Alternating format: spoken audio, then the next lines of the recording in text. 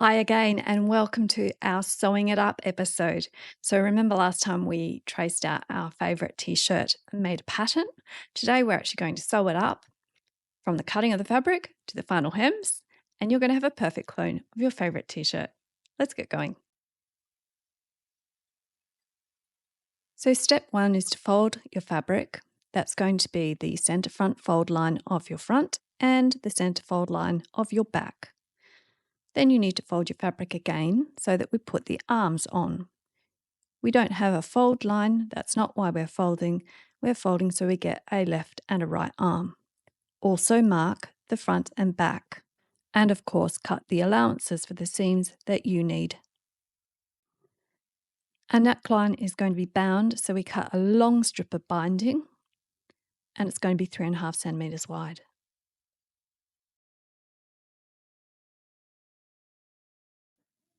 The first step of the sewing process is to put your right sides together and sew the shoulder seams. I'm doing this on Overlocker. Of course, you can do it with a zigzag stitch on your sewing machine. You can do a fine zigzag stitch. I've used 1 on the zigzag calibration.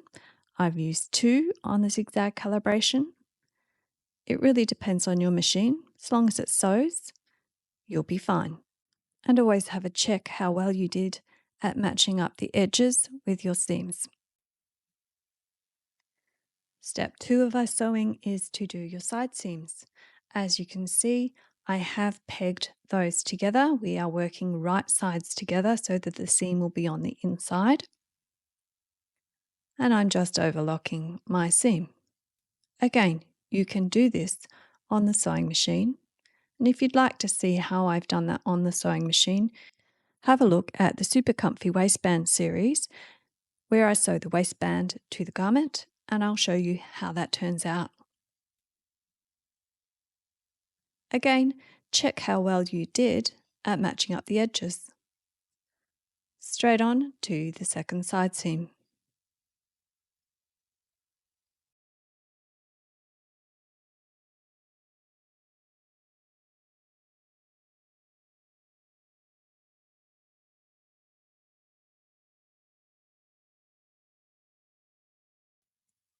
Two tiny little seams on the arms, and that's step 3 done. Again, right sides together, and just sew that seam. If you've got a longer sleeve, it's obviously going to be a longer seam.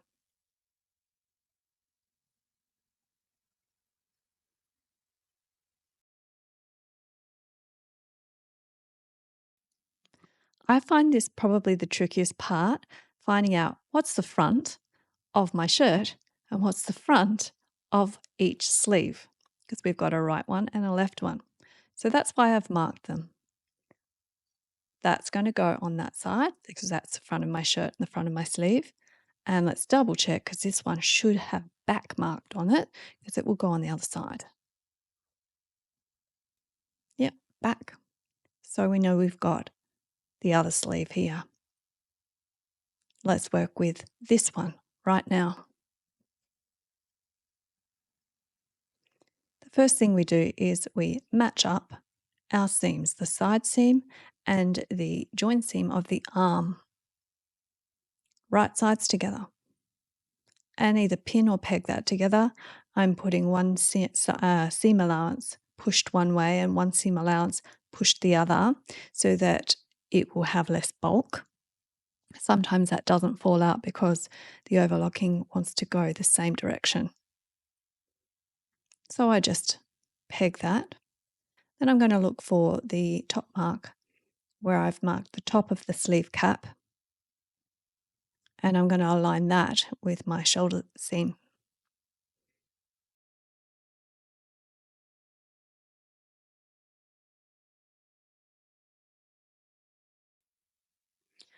So again, I'm just checking the overlocking. If you have the track side up, that's how it likes to fold. The loops don't like to go up.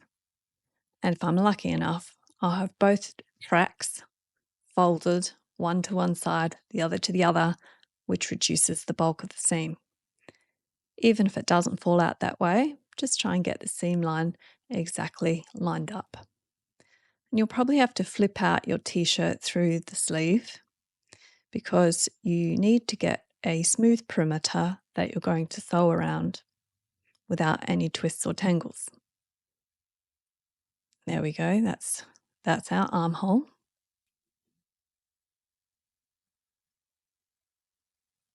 A nice circular armhole right there. The sleeve is sitting on top of the shirt. Once we've got that sorted out, we're going to take our time and get all the curves exactly lined up on the edges. Convex and concave curves are involved here. So we want to walk around, making sure the edges are lining up, and that will take up all the room because we've been meticulous in measuring and checking that on our pattern. We are going to make sure that we don't stretch the fabric when we do this. So there will be a few times where you'll see me lift the shirt and plop it down. I'm just lifting and plopping so that the fabric is at ease and isn't stretched. It will take you a little while just to peg around. And this is one of the instances where pegs are your saviors. This is a lot easier to do with pegs than it is with pins.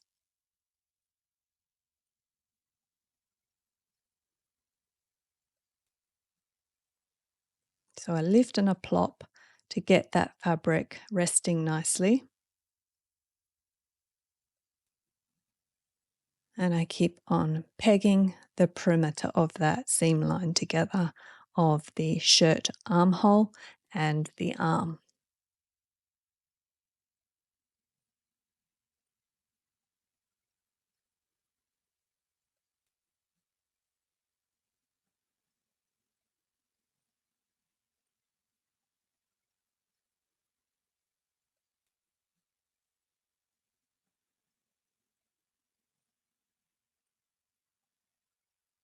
Lift and plop, again letting that material just settle and taking our time to really see that the edges are lining up. Sometimes you will have to go back and take off your pegs because when you've come to the start or the end, you'll notice that you've got too much fabric. And we know that that isn't possible because we did measure our pattern. And it is simply a factor of convex and concave curves needing to meet up with the edges exactly together. So here I'm finding that it is falling out as intended. And I can just peg that and it will fall together perfectly.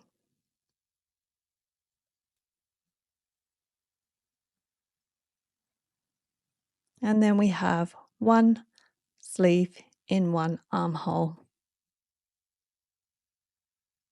Checking that we do have the seam on the inside because we're ready to go and sew that up. This is quite an easy sew. Everything's held together with the pegs and we're just making sure that nothing is stretched out because this is a stretch fabric and we've got two layers. We want them both to be at ease and feeding through at the same rate. So just gently moving the shirt around. This is what is known as putting in an arm in the round because you saw that round circumference that we're putting the sleeve into. I make sure that I've got my seam lying the way it's supposed to lie. Train tracks up is the way that overlocking likes to fold.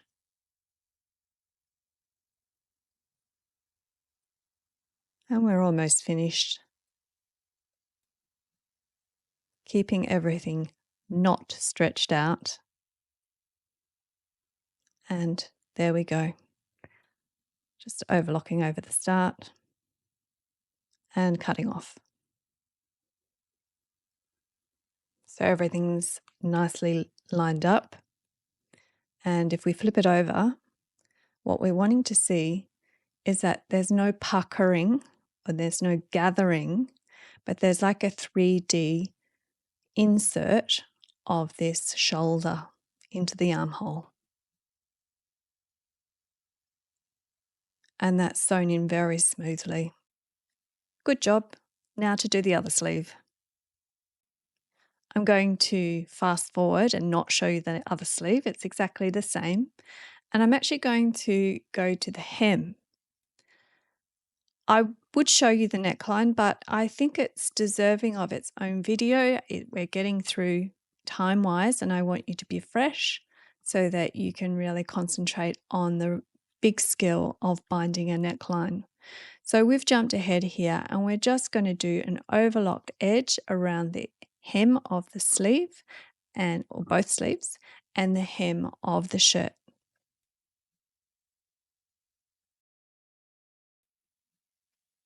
So now we're going to hem. And that overlocked edge provides a beautiful guideline for my finger pressing of the hem. It's just going to be a teeny tiny hem. I'm going to make sure that that seam edge there is tucked to the right side and the tail is tucked under my hem.